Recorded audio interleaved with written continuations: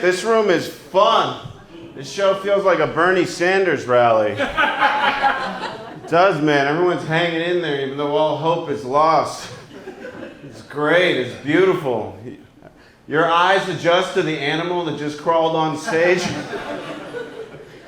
I know. I take a minute to get used to. You're like, what the fuck is that?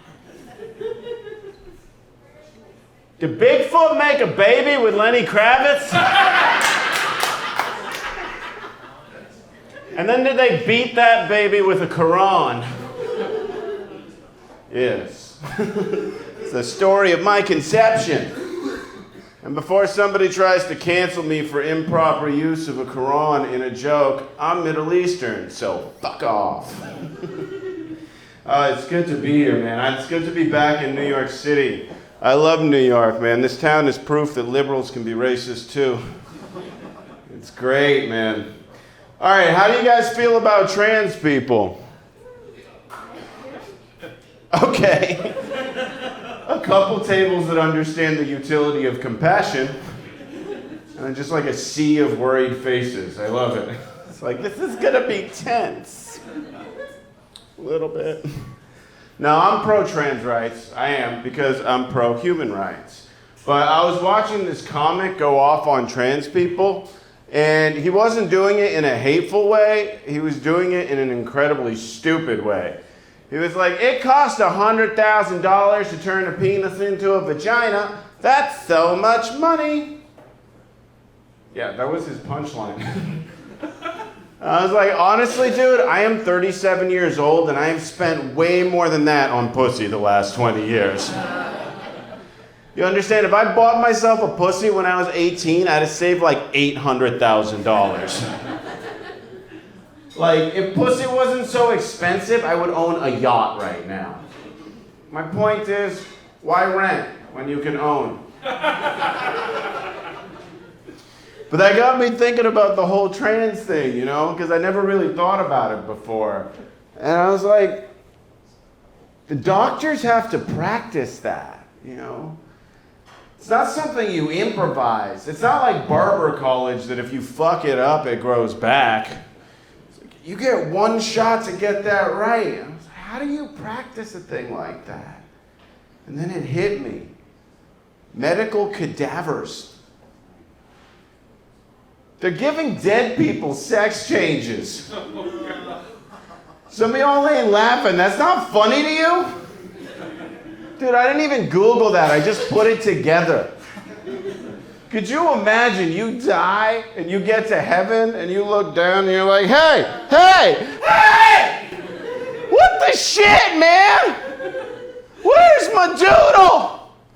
I'm not complaining about the titties. I like these. But where's my dick? Jesus walks up to you. It's like, hey, boo. What that mouth do? Jesus. Should have wrote no pun intended on that organ donor sticker, you know? But I kept thinking about it because I don't have a job. That means there was some dude who just hated trans people. His heart was full of hate. And that guy got into a car accident and died. And now he's a dead lady. You understand? Your racist, homophobic grandmother has now got a big old black dick. Dude, that level of irony is the definition of comedy. I love it. I'm going to see this whole room in the DMV on Monday morning. Like, you take this organ donor sticker off my driver's license now. I'm going to heaven with my dick, okay? It's not heaven if I can't jerk off. It's my idea of hell. All right, man. I was reading about Native American tribes, and there was this one tribe that had a practice that during childbirth, they would tie a rope around the father's testicles and give the other end of it to the mother so that the man could share in the pain of labor. Yeah. I read that, and the first thought that went through my head was, thank God we wiped those people out. You guys got groany on me. You've heard some more fucked up shit than what's coming out of my mouth now. Jesus. But I'll tell you this, if we started doing that again today, that would be the end of the abortion debate. It would be over. You pass the nut cruncher legislation on a Monday. On a Tuesday, millions of men will be marching. You keep your laws off my body. My balls, my choice. Life begins in castration. It's funny, I always fancied myself a feminist, and then I read that, and I was like, turns out I just like loose women. All right, this is the show where the part of the show where you guys just fucking hate me. This is great. This is fun. How are we doing?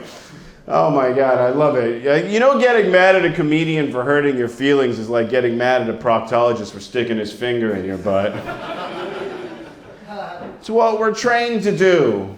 My advice to you, loosen up and learn to enjoy it. Comedians at least have the decency to dim the lights, you know? Proctologist is doing that shit in a cold, sterile environment. He doesn't love you like I love you. I love it, man. I was doing some road shows in the South, and I came across a bunch of those like homemade hillbilly billboards. You know what I mean? When like the extras from Deliverance get a Sharpie and some Post-it boards and make their own little fucking signs. Oh, it was great, man. This first one I saw was like, America, where legalized abortion kills innocent babies. They're right. We should criminalize it so we can kill guilty babies. I was in Central Texas and I saw a huge Confederate flag and it said, "The South will rise again." And I do it in that voice because that's the voice going on in the person's head who wrote it, you know? He's like, yeah, the South will rise again. So I pulled over and I put up my own sign. It said, "Make Texas Mexico again."